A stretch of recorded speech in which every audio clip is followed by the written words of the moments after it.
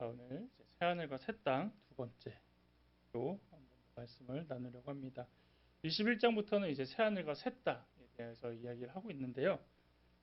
예수님께서 십자가에서 하신 말씀을, 그리고 예수님께서 십자가에서 돌아가시기 전에 하는 그 유언을 우리는 가상칠언이라고 합니다. 그 가상칠언 가운데 다 이루었다라는 말씀이죠. 그런데 오늘 본문에도 이와 유사한 이루었다는 말씀이 등장합니다. 몇 절에 나옵니까? 6절에 나옵니다.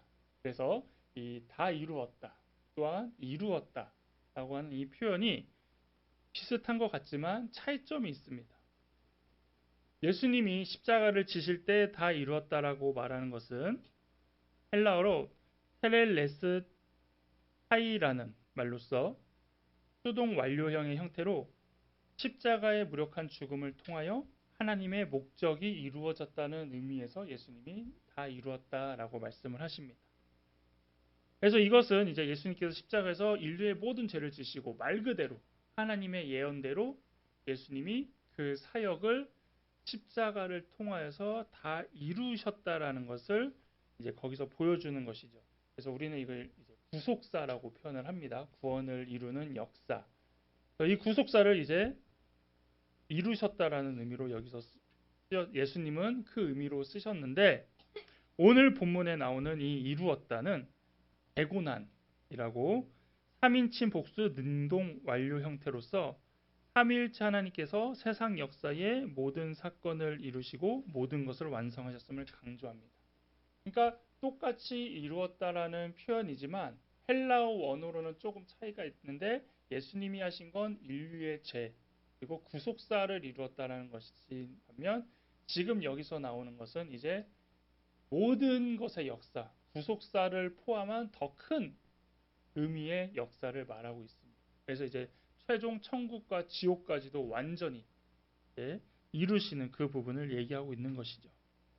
그래서 이것은 무엇을 얘기하냐면, 예수 그리스도의 구속으로 시작된 하나님의 구원 계획이 마침내 이 지점에서 최종적으로 완성되었음을 말합니다. 그러니까 어떤 미완성 완성의 개념이 아니라 예수님의 구원의 역사가 구원의 역사는 완전하지만 인류의 역사가 끝나지 않은 거잖아요. 근데 지금 여기서 말하는 하나님의 역사는 이제 최종 진짜 끝나는, 모든 것을 완벽하게 끝나는 것을 의미하고 있다라는 것이죠.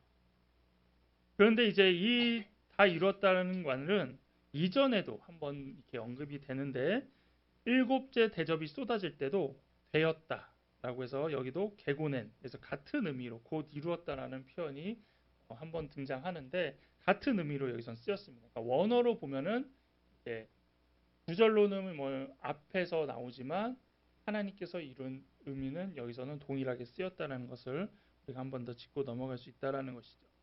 그래서 여기서 이루었다는 진짜 다 이룬 것으로 현세 악한 질서를 종결짓는 최후의 심판 사건들이 끝나는 것을 의미합니다. 그러니까 이때는 심판도 끝나 있는 상황이에요. 모든 걸 이제 완전히 끝났기 때문에 이 이후는 악이 더 이상 존재하지 않고 악에 대한 이야기가 나오지 않습니다. 이렇게 볼 때 우리는 이 구속사의 흐름 가운데 다 이루었다라는 사건을 세 단계로 나눠볼 수 있는데요. 먼저는 예수 그리스도의 십자가의 대속의 죽음으로 인한 구속사의 계획이 성취되는 단계.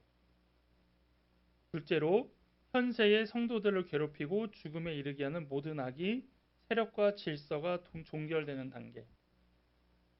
마지막으로 새하늘과 새 땅이 이루어지고 거룩한 성 새 예루살렘이 내려와 하나님의 언약이 최종적으로 성취되고 구속사가 완성되는 단계로서 다 이루었다라는 그 의미가 이렇게 좀 전체적으로 크게 봤을 때 구속사와 연결지어서 이렇게 이어지고 있다라는 것이죠. 자, 이제 5절부터 한번 이제 우리가 살펴보면, 5절에 누가 등장하냐면 보좌에 앉으신 이의 음성이 등장합니다. 누굴까요? 보좌에 앉으신 이라는 것은 여기서 하나님입니다. 하나님께서 직접 말씀을 하신데, 이 하나님께서 직접 이렇게 말씀하시는 장면은 계시록 1장 8절 이후에 처음 이제 여기서 나오는 오랜만에 나오는 단어입니다. 1장 8절에는 주 하나님이 이르시되 나는 알파와 오메가라 이제도 있고 전에도 있었고 장차 올 자요 전능한 자라고 하시더니 여기 21장 6절에서도 하나님께서 뭐라고 말씀하시냐? 알파와 오메가요 처음과 마지막이라. 네, 결국 같은 얘기를 이제 하고 계신다는 겁니다. 이것은 무슨 이야기입니까? 결국 이 모든 것들을 하나님께서 주관하시고 계획하시고 성취하신 분이라는 것을 하나님 스스로가 이렇게 말씀하고 계신다는 것입니다. 그리고 이것이 여기서 중요한 건 뭐냐면 요한계시록에서 결국 그 모든 성취의 내용을 확인하고 공식적으로 인정하고 있다는 것을 우리가 볼 수 있다는 것이죠.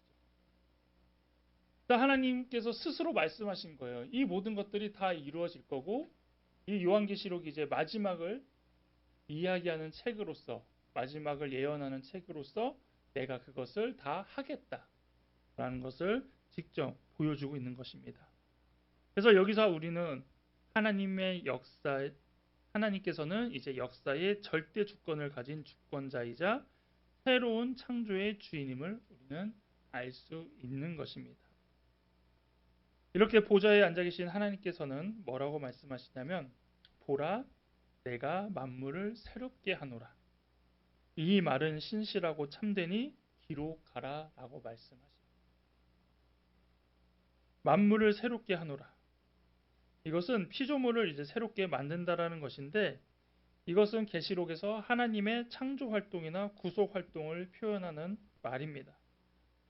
구속 활동이 무엇입니까?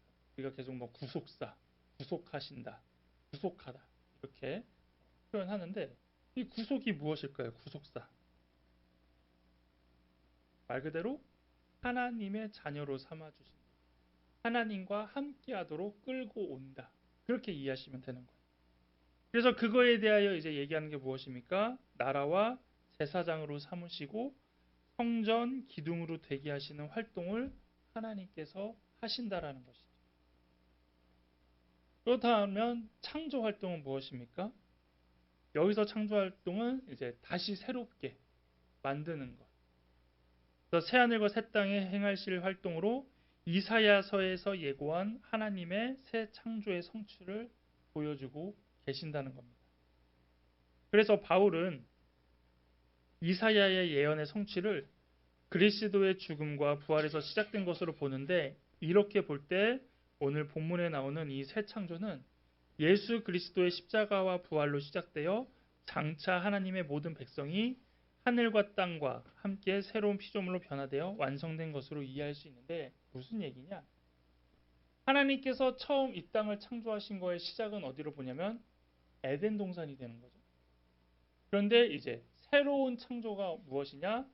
지금 여기에 나오는 새하늘과 새 땅보다도 더 빠른 예수님이 십자가에서 죽으심으로 다시 구원받고 다시 선택받고 다시 하나님께서 인정받는 사람들이 시작하는 것을 여기서 바울이 말하는 새 창조로 보고 있다라는 것이죠.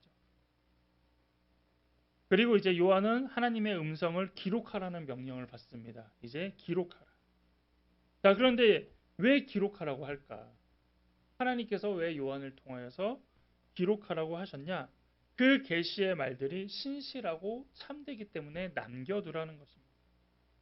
그래서 이 말들은 이제 계시록 전체의 말씀을 의미하고 이 하나님의 말씀은 믿을만하고 반드시 성취될 것이니까 기록해 놓으라는 것이죠. 기록해 놓고 이것이 이루어지는지 안 이루어지는지 한번 보라라는 것을 여기서 의미하는 것입니다.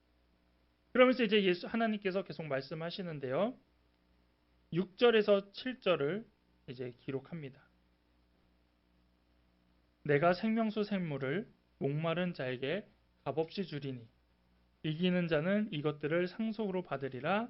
나는 그의 하나님이 되고 그는 내 아들이 되리라. 아멘. 하나님께서 새롭게 창조하신 하나님의 백성들에게 하는 복과 약속이 이거라는 것이고 이 부분을 이제 기록하라고 했던 것입니다. 이 부분은 이제 우리가 어디서 바라볼 수 있냐면요. 어, 이사야서하고 이제 많이 비교가 되고 있습니다. 이 부분을 보면 어떤 부분을 우리가 생각할 수 있냐면 목마른 자들을 샘물의 근원으로 인도할 것을 약속하는 이사야 49장 10절과 목마른 자들을 초대하는 이사야 55장 1절을 이제 보여주고 있다라는 것이죠. 또한 이사야서는 어떻게 이제 계속 표현이 되냐면 포로기의 고난으로부터 시온으로 돌아오는 이들에게 이 생수가 주어지는데 계시록에서는 생명수가 새 예루살렘으로부터 흘러 목마른 자에게 값없이 주어집니다. 그러니까 똑같이 생수에 대한 얘기. 그래서 이사야서에서도 오라 오라 목마른 자들도 오라 값없이 오라 값없이 오되 누구든지 오라고 말하는데 거기서는 이제 포로기로 고난을 당한 자들에게 주는 어떤 위로의 생수라면 지금 여기서 말하는 생명수는 이제 목마른 자에게 값없이 주는 이제 의미로서 표현되고 있다라는 것이죠.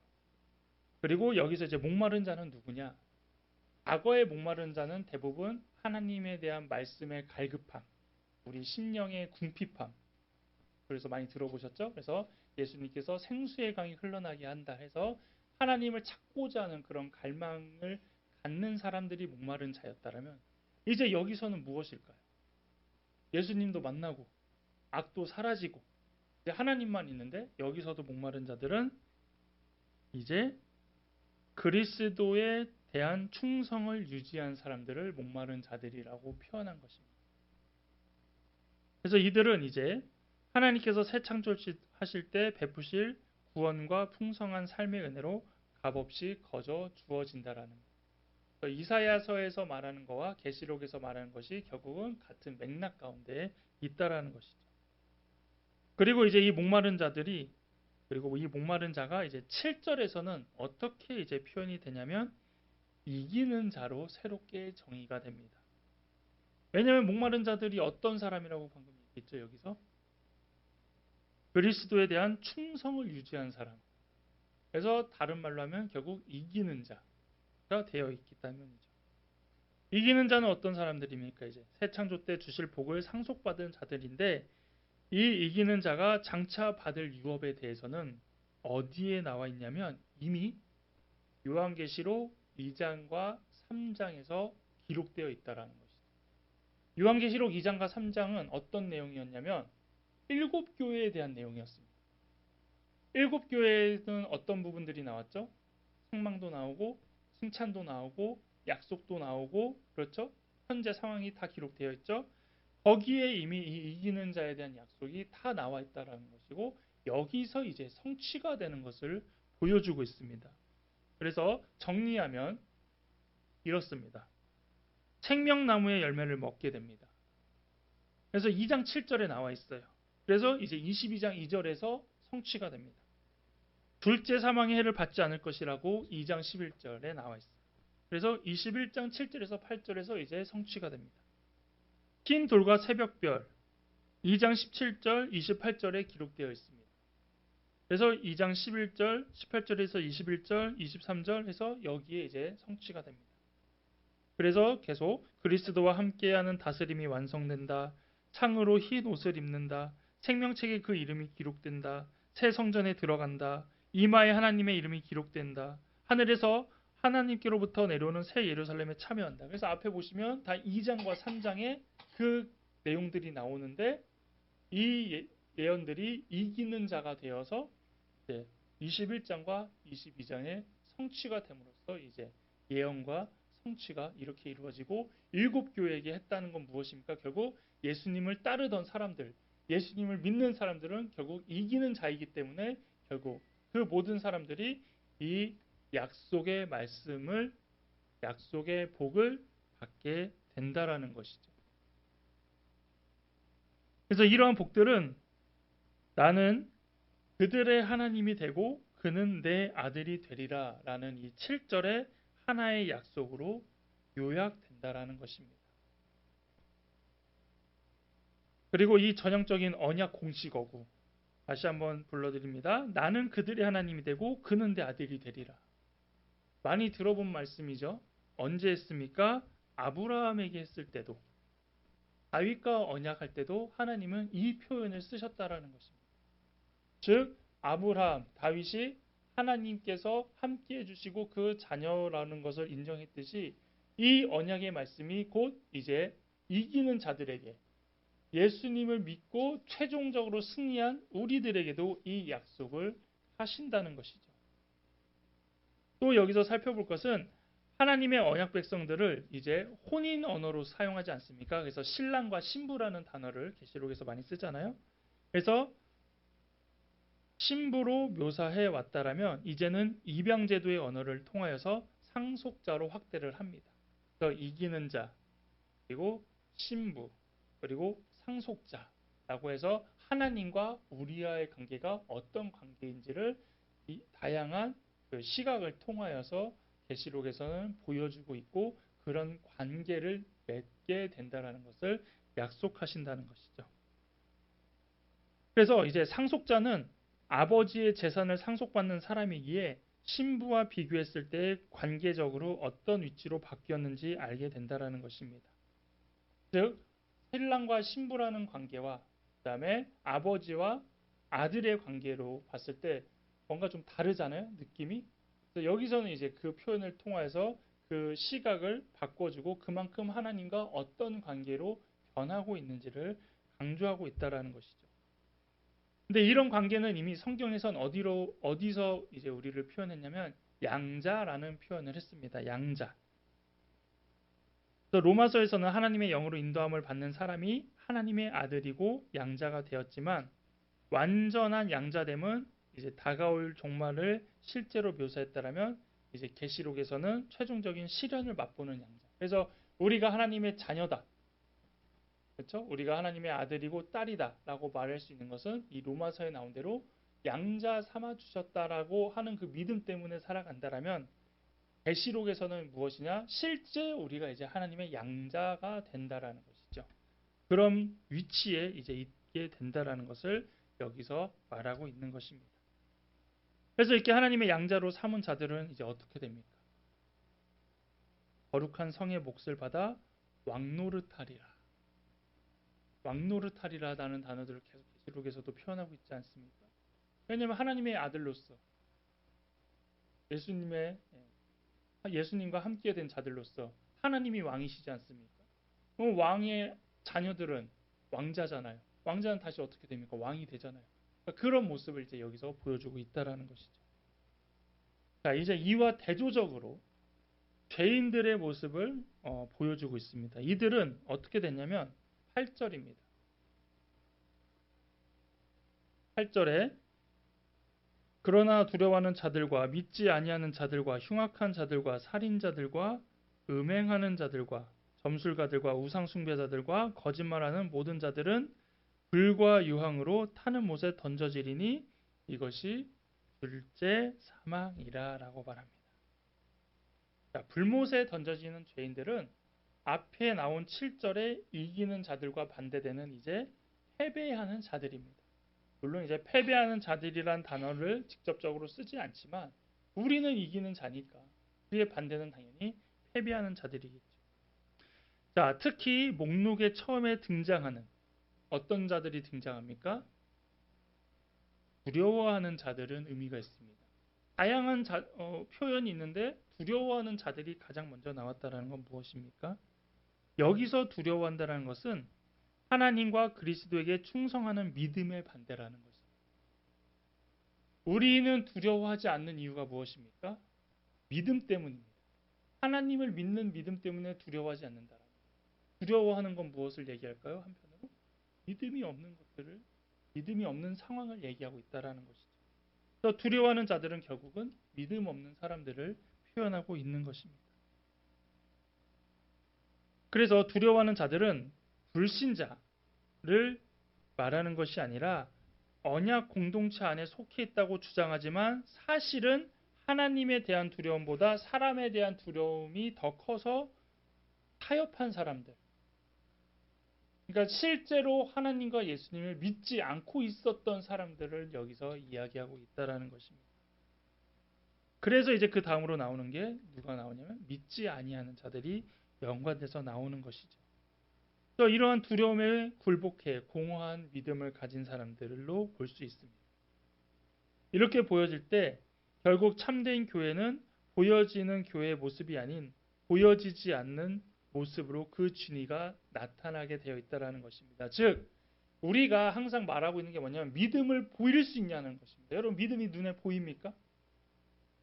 안 보이잖아요.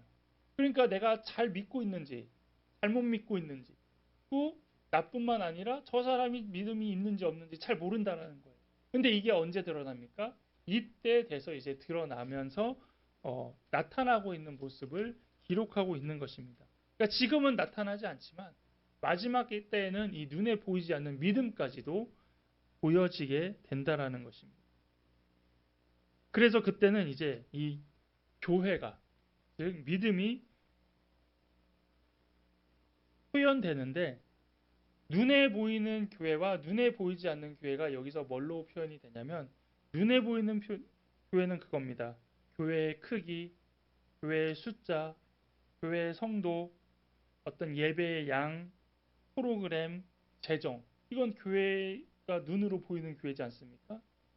근데 눈에 보이지 않는 교회는 이제 믿음입니다. 그 교회가 크기와 규모 다 떠나서 정말 믿음을 갖고 있는 교회냐 아니면 믿음 없이 두려움을 갖고 타협하면서 그냥 교회에 인척하는 것이냐 그것을 마지막 때 여기서 보여주고 있는 것이고 그런 교회들은 이제 두려움을 갖고 믿음 없는 자로 구분되어서 떨고 있다라는 것입니다. 그래서 우리는 어떻게 살아가야 됩니까? 교회의 크기, 규모, 어떤 재정, 프로그램 이거 좋죠. 하면 좋고 그거 하는 거가 교회가 뭔가 살아있는 것 같고 교회가 유지되는 것 같고 그런 걸 해야만이 뭔가 교회 같은 걸 느끼는 것이 아니라 정말 우리가 하는 기도와 찬양과 말씀 가지고 힘이 생기고 능력이 나타나고 그걸 통하여 우리가 하나님을 만나는 것 그걸 통해서 우리가 교회를 판단하고 그런 교회가 되어지도록 노력해야 된다는 것입니다. 이제 이어서 어떤 자들이 나타납니까? 흉악한 자들, 살인자들, 음행하는 자들, 점술가들, 우상 숭배자들, 거짓말하는 자들. 이들의 특징은 어디서 나타나냐면 앞서 음녀 바벨론에게서 나타났던 특징들이죠. 이들은 이제 어떻게 되냐? 불과 유황으로 타는 못에 던져지는데 이것은 하나님과 분리되어 영원히 고통받는 형벌이고 둘째 사망이라고 말하고 있습니다.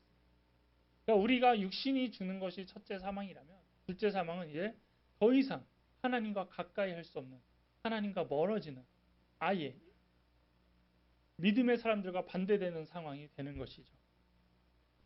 이렇게 이기는 자와 패배하는 자의 결말을 보면 이제 하나님의 신실하심을 확인하게 됩니다. 하나님은 항상 말씀하시는 게 무엇입니까? 믿음 갖고 살아라.